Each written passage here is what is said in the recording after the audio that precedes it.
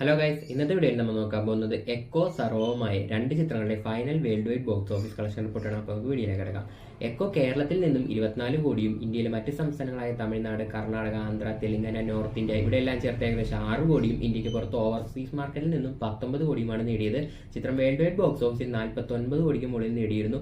50 കോടിക്ക് ലക്ഷങ്ങളുടെ വ്യത്യാസം മാത്രമേ ഉള്ളൂ. 49 കോടിക്ക് മുകളിൽ ചിത്രം ബോക്സ് ഓഫീസിൽ നേടിയിരുന്നു. ചിത്രം സൂപ്പർ ഹിറ്റ് ആയിരുന്നു.